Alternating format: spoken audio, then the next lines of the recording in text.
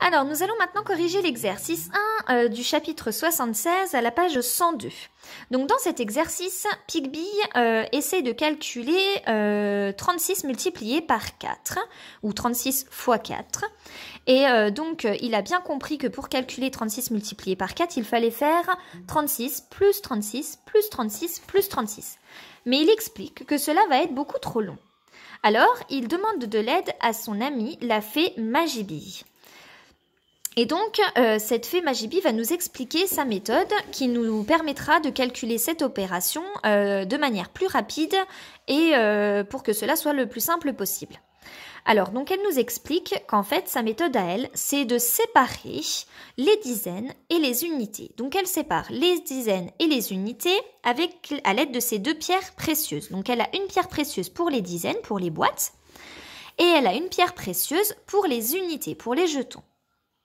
Donc, en fait, si on reprend l'exemple du dessus, quand on cherche à calculer 36 multiplié par 4, elle a simplement repris toutes les boîtes de cette opération. Elle les a mis ensemble autour de la première pierre précieuse des dizaines. Et elle a repris aussi également les 4 paquets de 6 jetons qu'elle met ensuite autour de sa pierre précieuse des unités. Et donc, voilà ce que cela donne. Donc, 36 multiplié par 4. Donc, si on regarde le premier encadré orange, c'est celui des dizaines. Alors, on arrive à 30 multiplié par 4. Pourquoi ? Eh bien, parce qu'en fait, 30 multiplié par 4, ça voudrait dire 4 groupes de 30 jetons. Et 30 jetons, vous savez que c'est 3 boîtes. Donc, on retrouve ici nos 4 groupes de 3 jetons.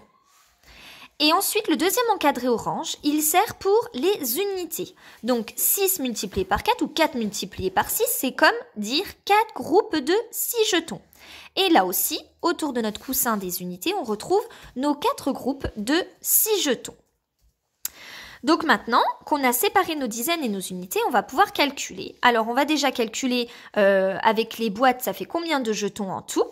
Donc, il trouve 120. Donc, 30 multiplié par 4, il faut faire appel à la leçon qu'on a vue ensemble la dernière fois. Donc, hop, je reprends la page pour vous montrer. Donc, il faut se rappeler de cet exercice-là. Hein, d'accord ? Donc, 30 multiplié par 4. La méthode la plus simple, sans passer par le dessin, c'est se dire que 30, c'est 3 boîtes. Donc, je fais 3 dizaines, 3 boîtes, multipliées par 4. 3 fois 4, je sais que ça fait 12. Et 12 boîtes, je sais qu'en tout, ça fait 120 jetons. Ensuite, je calcule les unités. Alors, 6 multiplié par 4, je sais, j'ai appris que ça fait 24. Et ensuite, je calcule 120 plus 24 et ça me donne 144. Alors, je peux aussi vérifier ensuite à l'aide du dessin. Donc, mes 120 jetons, ils sont là en fait. J'ai simplement ouvert mes boîtes pour vérifier combien il y avait de jetons à l'intérieur. Donc, dans une boîte, on a 10 jetons. Donc, je peux compter de 10 en 10 pour vérifier. 10, 20, 30, 40, 50, 60, 70, 80, 90, 100, 110, 120. Vous voyez ? Là, j'ai 120 jetons en tout, dans mes dizaines. Et dans mes unités, donc je fais 6 plus 6 plus 6 plus 6 et ça va me faire 24. Et ensuite, je calcule tout ça ensemble, donc les jetons qu'il y a dans les dizaines et les jetons qu'il y a tout seul, et ça me donne en tout 144. Donc voilà une manière plus rapide de calculer une multiplication quand il y a un nombre à 2 chiffres dedans et que ce nombre à deux chiffres n'est pas une dizaine entière comme 30 ou comme 20 ou comme 50.